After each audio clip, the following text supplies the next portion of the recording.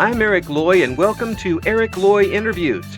On this podcast, we talk with folks from the VTuber community on their channels, their talents, their stories, where they come from, and their plans for the future.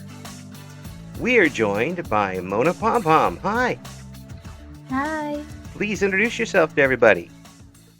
So I'm Mona Pom, and I'm a VTuber and artist, and I call myself a clown on internet, to be honest. You do a lot of stuff online. You do a lot of art. I saw hmm that we're going to have all the links to everything that you've got on the net in the description of the interview, including your VGen. Are you taking commissions right now? I reopened it like yesterday actually Mm. because I had a month break from taking commissions, so I can prepare for debut Mm. and stuff. So I worked on my stuff for a month, and now I'm back to doing commissions again. Yeah, check out what Mona has to offer there. And you mentioned a re-debut coming up very soon. Are you all ready to go? Yeah. Well, no, not really. You really tried there to put up a good front. Yeah, but like, the thing is, I ended up making most of stuff by myself, and I overestimated, and I have worked for a month on model and overlays and everything, and it's still not like at the point when I'm okay, I can do it because I'm still missing like some small stuff, Mhm. and it's really annoying me that I cannot draw faster. That's the artist coming out in you. Not ever really quite satisfied. There's always going to be Yeah. something you're going to tweak there at the end, but you'll have it done by then. You got plenty of time, and you obviously do great work because people are coming to get your artwork. Have you been an artist your entire life? Oh yeah, I studied art school as well, so Mm. it's my profession. Mm. So tell me about that a little bit. Where some people are artists younger, and then they get to art school and they get a little frustrated because sometimes they tear people down before they build them up in school. Did this happen to you, or were you did you take it very easily going into art school? So I get it get it really much because it happened to me as well. When I joined art school, I stopped doing my personal work and my digital art because I started doing digital art in like 2012, and Mm. then I stopped because of art school. I did a lot of just traditional art and 3D modeling in school, so um I wasn't like motivated to do my own stuff for whole time I was in school, and it took me like 2 years after I finished the school to get back into the digital art and do this. Mm. So did it help you? Did it add an extra dimension in the end to what you were doing? I mean, I'm glad because it gave me a lot of like art history background, and I also was a art teacher for a year after, so I think it was pretty cool. But at the same time, it didn't learn like I didn't learn anything about making VTuber models there Mm. or Live 2D in general, so I had to learn that by myself. But I think it gave me good like um basic stuff like for example anatomy and like we learned even like the names of every single muscle in the human body. Whoa. I don't know why. I don't know Mm. why. Wow, that's really detailed. That's very detailed. How about hands? Did you have to go through all sorts of stuff? Artists usually scream when I mention the word hands, but uh, has that come easy for you? So I know how to draw hands in traditional art. I'm Mm. pretty okay with that. Like when I do a traditional art, I think I can do pretty hands, and it's because the style is realism, and I'm more like used to realistic stuff. Hmm. But when it comes to the digital art and anime style, I cannot do hands. I feel all the time like it looks too like the hands never look delicate enough for anime style what I do, and I am suffering with it. Sorry to bring up your suffering or laughing at it, but it seems like that's kind of a bugaboo for every artist. Eventually, it's hands, one way or the other. That and I don't know what it is. It's just maybe the way they're made and how expressive they have to be. And you mess up the hands and the entire art looks kind of weird. Yeah, that's true. But I think the most like the worst thing about hands, they have a lot of little crevices and a lot of like lines, and if you add that to still side You know. I cannot pronounce that to the anime style art, then it doesn't work as well Hmm. because it makes the hands like stand out too much. So you have to um do like a lot of uh simplifying in the shapes of the hands, and like the shape gets lost by that and it looks weird. So much work for five fingers. It's it's how Yeah. if I were good enough to draw, and I'm not. If I were, all of my people would have mittens on, even in the Oh, I summer. do this trick. I do this trick. I when I'm drawing like stuff, I usually try to hide hands behind something so I don't have to draw them, or That like have something in the hands so it's not like full hand visible. But I, I yeah. I can't blame you one bit for that. Now, when did you get started with VTubing? So my journey with VTubing was kind of weird because it wasn't like, oh, I'm gonna be VTuber, but it started as I seen VTubers like in 2022, I Hmm. think, and that's when I was like, okay, I wanna try to make VTuber models because I seen it as something artistic I never tried doing, and I wanted to learn it. So I started making models and training in Live 2D and stuff. Uh, and I was doing that for some time. But when it comes to streaming, I did like 2 streams a year ago, and then I haven't streamed for whole time until this February to March. Hmm. So yeah. Yeah. So did have you enjoyed streaming so far? Yeah, I definitely see myself going that way more. I enjoy it, but at the same time, I still um think like working on art is more important personally to me. Hmm.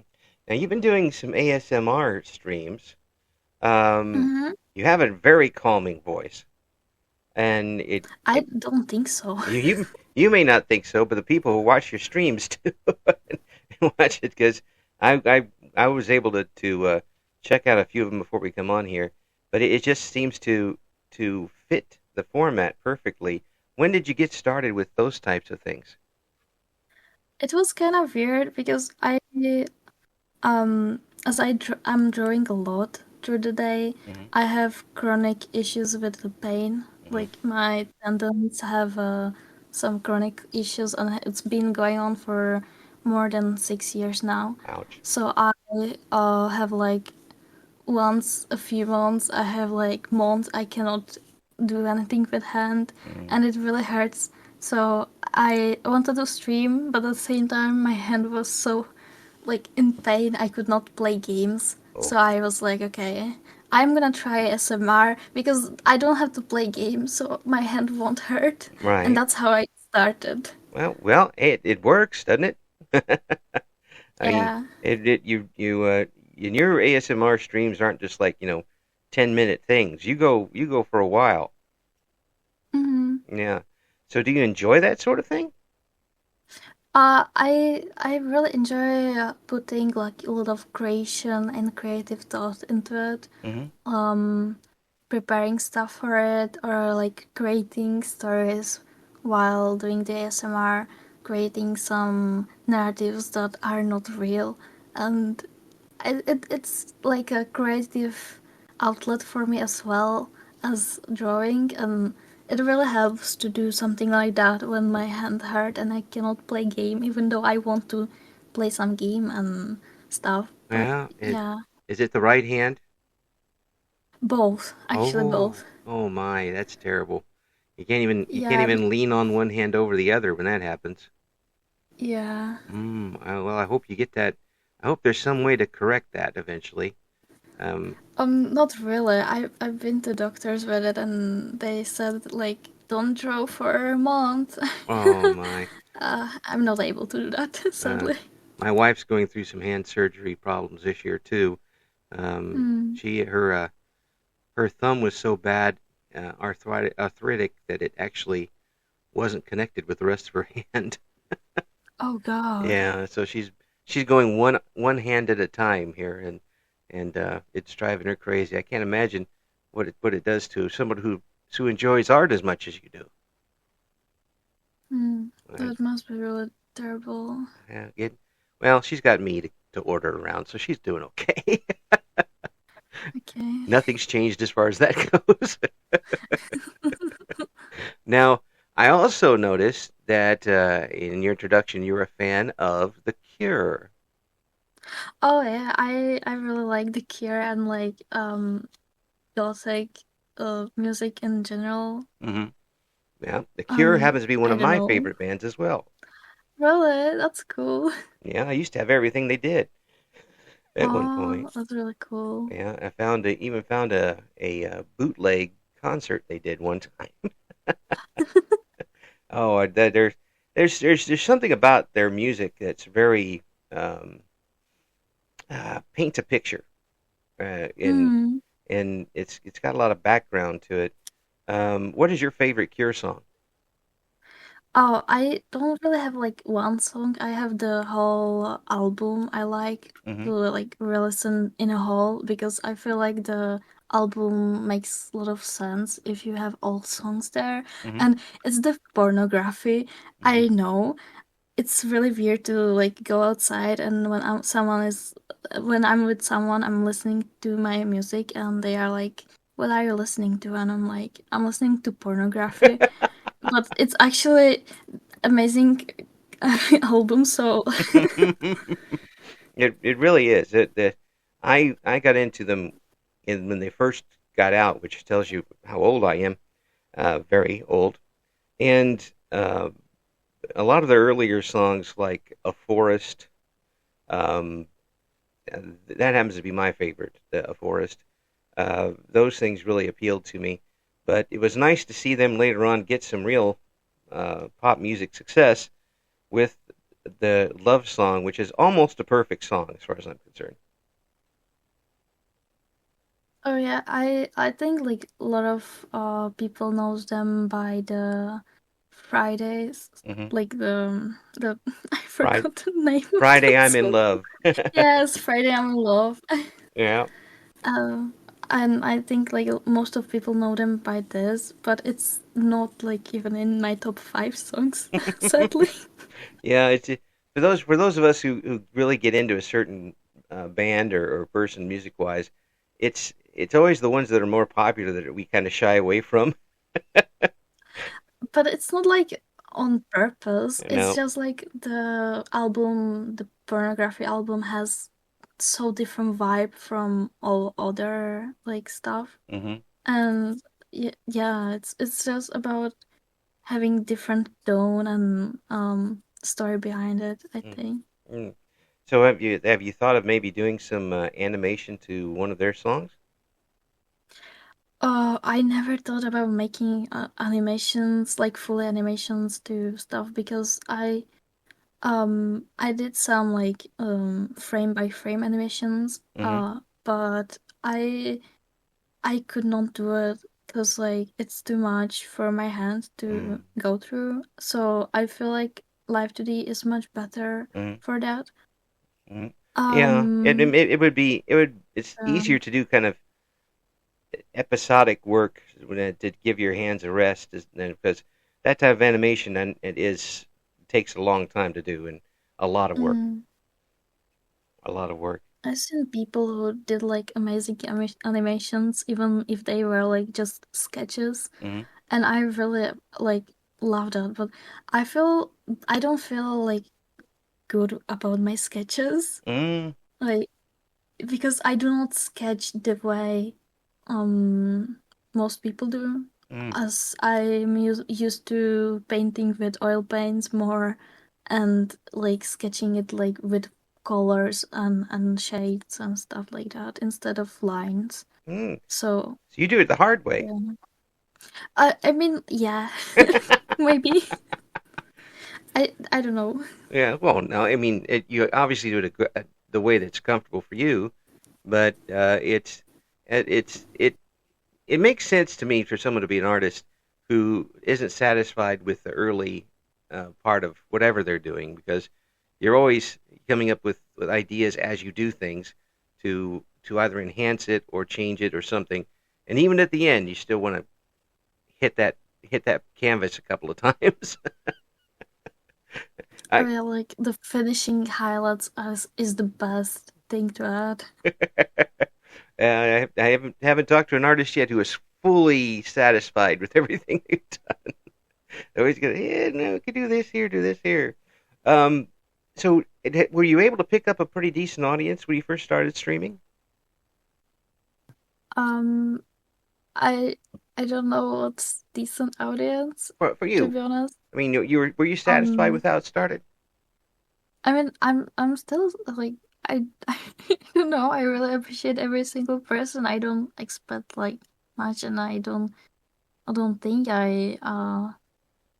yeah. This is like what I have right now is like too much for me, and I'm scared Oh, even for myself. To be honest, I'm like I'm glad when I have less people in my really? streams Mm, because it's more like calm, you mm, know? yeah. But then I do appreciate every single person, so it's not like stay away from my streams. I don't like you here. Hey, It's not that way, you but know, I don't know how to explain if you said that, that. you'll probably get more people coming to your streams. That's the way things work. Yeah, she, they hate you. Come to their stream. No, but really, that's an interesting take on it. Do you have you been a person who's ever been in front of an audience before, or have you been had a little bit of stage fright in the past? Oh, I have like really big background with anxiety and Mm. stuff. Yeah. And and I started doing cosplays in 2018 Mm. and cosplay competitions because I was like crafting and stuff.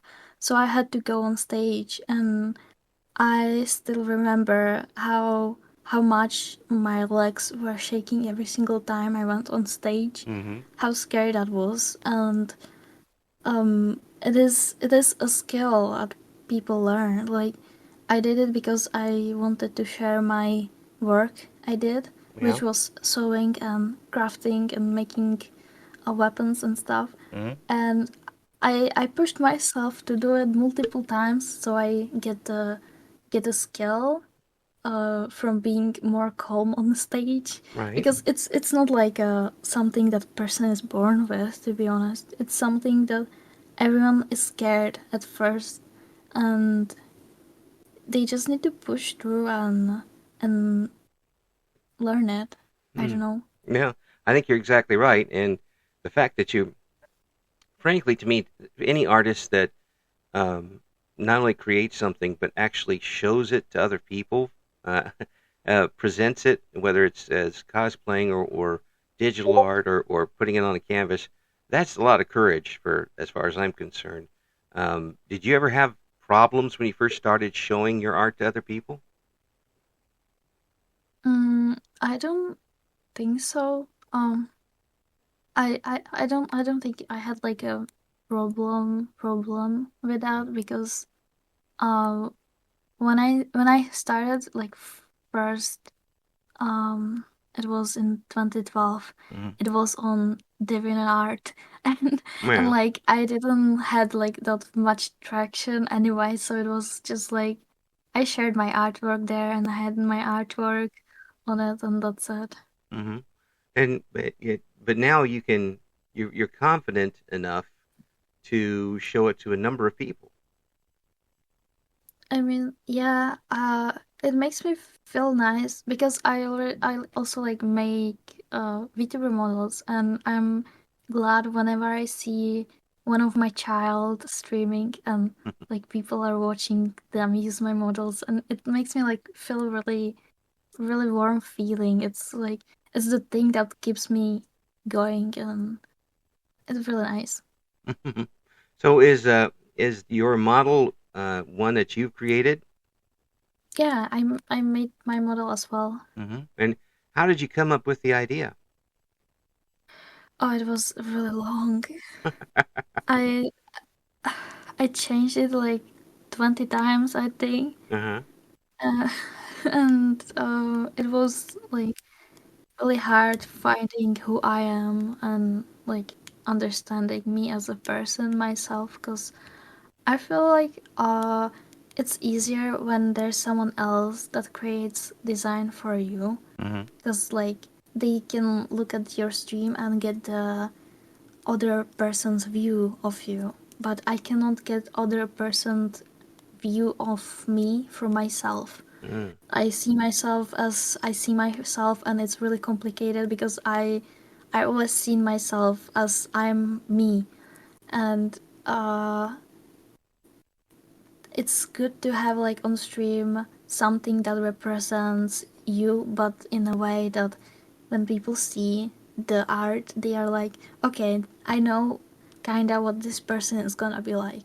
Mm. And that's really hard um when it's like really it's just stream. It's like just few hours a day just playing game, talking about like only certain stuff, Right. not really like personal. Right. And I know myself like to death, so it's really hard to get understand like what am I even like to other people Right. and make model and design based on that.